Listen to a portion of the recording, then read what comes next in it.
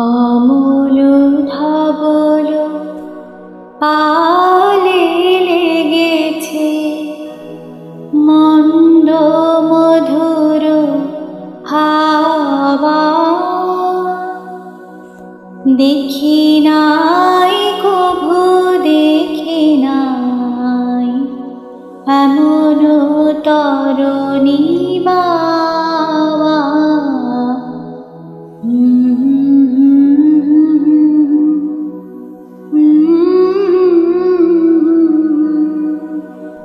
মনে পড়ে এই এক অলস দুপুরে একটা ছবি আঁকার খাতা নিয়ে ছবি আঁকছি।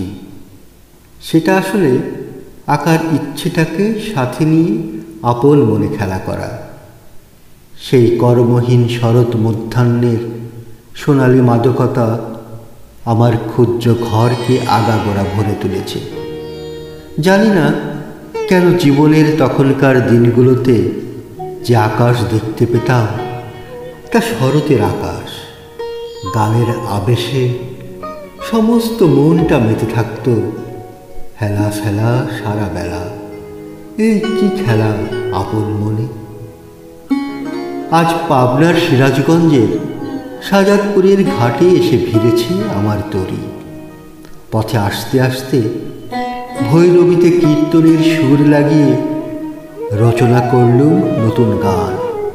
গ্রাম বাংলার লোকায়ত জীবনের সংস্পর্শে অমল ধবল পালে লাগলো মন্দ মধুর হাওয়া।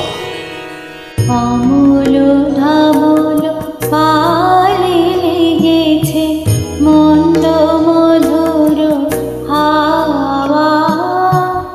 দেখি নাই কভু দেখি নাই এমন তরণী বাওয়া।